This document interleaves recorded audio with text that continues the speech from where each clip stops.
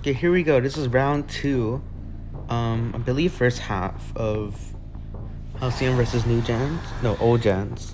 And it is 5-5. So right here I have to come out and get my team the advantage early on. I believe this was, I don't remember whose map picked this on, but coming out as Ivy. This is my first Ivy of the Persway tournament. So I had to do her justice. Right here, gonna go leech Merc just to get the cipher progress disturbed a little bit. Finding my chase as lawyer. I believe this is my first chase. They do have boxes set up, but lawyer really can't use them. He didn't take the optimal route to use these. Unfortunately, the answer can't decode because of trump card. And so now things are looking pretty good for me. I mean, I'm able to get this hit with impulsive. And Dancer is infected right here and can't decode. And so now I'm like, wait, hold on. I can just get a hit. And so yeah, I mean, I just take a hit. I have no reason not to. Maybe it's not the best idea, but it does do two things. It stops 2 people from decoding. So now there's only one decoder right now. And that decoder is currently being harassed by me. And so things are looking nice. I believe I changed my mind, maybe. Or maybe I'm just going to go harass the cipher, because I know I'm not really going to get a dancer down quickly without using another leech. So I'm just waiting for her leech to go down the end, and I'm able to get her. But she actually rotates right back into me, so I'm just able to hit a beautiful scare. Oh my god. Stop the volt. And, nothing else to do but just get this down and save the blink. Really important that you save the blink. It's not important. Use a blink if you're getting Kaya to use the blink. But if you save the blink, it's really useful.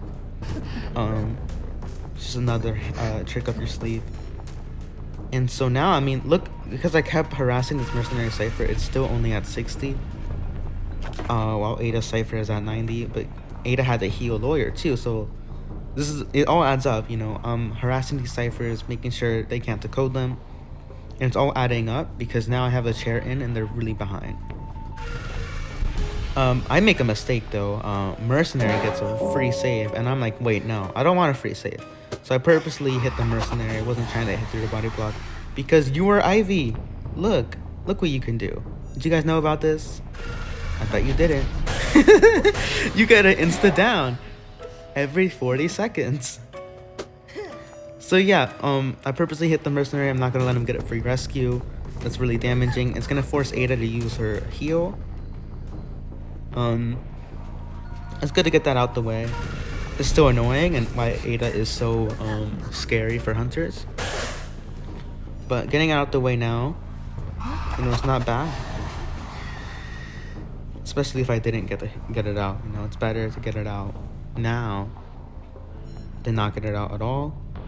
So now right here, this is before Ivy's nerf, so her camping was a little better. But the basic premise is you want to hit, well, obviously, but you want to hit around 60%. Actually, he dodges my scare. The plan is you want to usually get a hit when they hit 60% of their corruption, and then get a double down. Ivy's very strong with the double downs. And they ended up dodging the scare here, so it didn't work out, but that's the basic idea. Hopefully I can get a better example.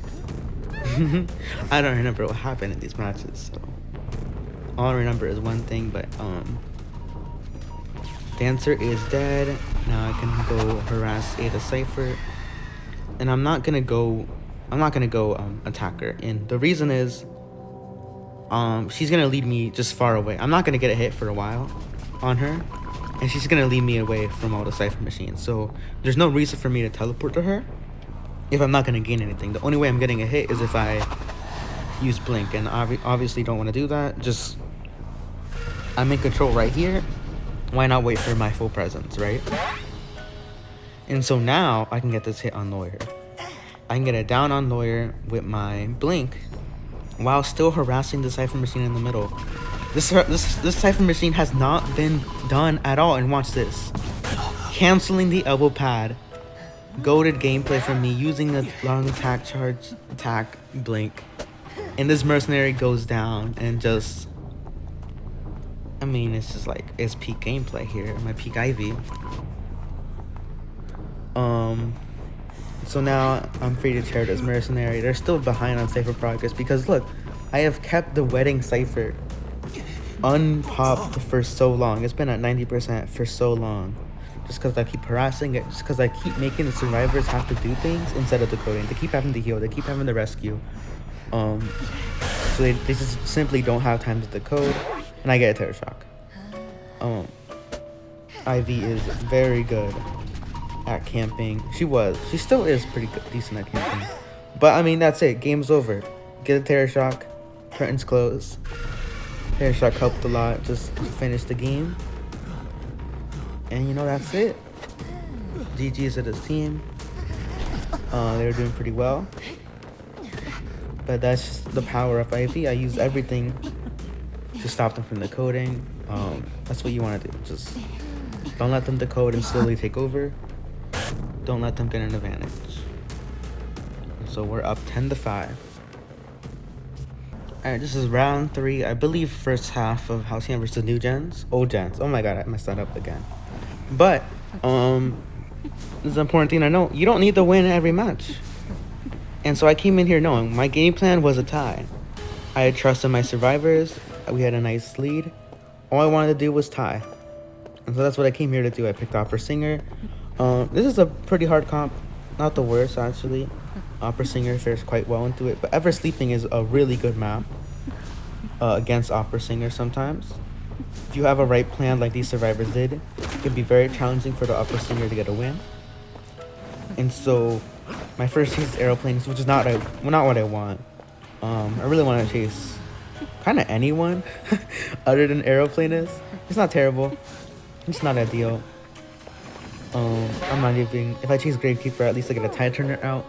But, you know, not terrible. Aeroplanist is gonna go up these stairs. Not much to say right now. Just gonna jump down, and then he does this, which is crazy. And then he gets recharged by the cheerleader, and so now he's all the way in graveyard. And this is what I mean. What makes it so hard to sometimes win as Opera Singer in this map is graveyard. It's literally just graveyard. You know, if survivors go to graveyard, it's really difficult to win if they get shared to graveyard. But hey, you know, what did I say at the start of the video? You don't need to win every match. It would actually be better. Well, it'd be better for F1, but with the points, how the points were looking, I really didn't need to win this. All I needed to do was a tie, and my survivors would just have to get one escape in the next round, and we would win the tournament. So right here, I'm not under pressure. I'm gonna play it safe. The worst thing I can do right now is lose. But even then, you know, like, we're just chilling. This is a chill tournament match, kind of as chill as it gets, when you don't really need to do anything but just not get 4 escapes. So right here, these survivors are their Cypher progress is looking really good. He died. I did chair middle, very importantly, but look, I mean, this aeroplanist has been playing amazingly. Look where they're dying. I mean, they just keep dying in the corners of the map. And you know, even though I was able to get the chair in the middle of the map, it still takes time to drag them all the way over, you know? So it's still a lot of time wasted. They use their tide turner very well. It's exactly what we want to do. And look at Barmaid. Barmaid is going to heal Gravekeeper. And so now, I don't really have any leverage right now. So now, Gravekeeper's free to save again. And all I can do is harass the Cypher Machine. If I was looking for a win, this is looking really bad. Luckily I'm not, and so it's okay. But look at that Gravekeeper. I mean, this team played really well. Putting on the pallet first so that the aeroplanist has more chance to kite. Fortunately, he gets hit through this pallet. Honestly, crazy hit. But yeah, this team played really well in this matchup, and if I was looking to win, this would have been devastating. But luckily, I just need a tie, so I'm just chilling. And so, I mean, I'm just going in the middle of the map, you know, just looking around. I kind of realized that having a win here, it really wouldn't make a difference. My survivors would still need to get a 1 escape. So I'm like, why worry, you know? All I need to do is tie. And that makes us look good. So I'm able to get a hit on Barmaid here. Cypher Progress is looking really good because, again, you know, they just kept dying away from all the Cypher machines. And they don't have many slow decoders. Gravekeeper is the slowest decoder, I believe. And so they were able to Cypher rush me really well. This team has just played so well this matchup. But luckily, I only needed a tie. So that was very lucky for me because if I needed a win, awkward. You know, I'm still trying to win, you know. It doesn't make a difference. I can win. I can tie endgame, so I'm still looking around, seeing if I can do anything. But with both ciphers being 60, choosing the teleport right now would be kind of useless.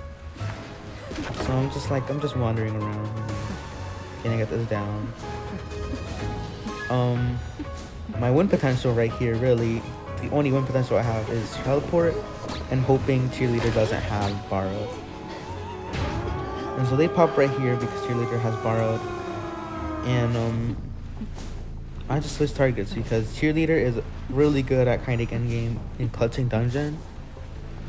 So I'm like, I'm not gonna risk it. I had a cheerleader clutch dungeon on me before in a tournament. So I'm like, why am I gonna risk it? I'm just gonna go get my tie. But that was a crazy, crazy dodge from the barmaid. So I mean, why not try to go for the win, right? Makes no difference. I can just help her right back. And so I'm very lucky I needed just a tie because if I had to win, this team cooked me. But you know, I just played it safe. It's just the most boring opera singer game you can ask. They actually not really boring. The survivors played really well. But you know, I played boring. I didn't do anything flashy, didn't try to go for double downs. I just played opera singer. We ended up winning this matchup. Because of this, you know, I just needed a tie. So no point in risking it, right? Just go for the tie and get the win.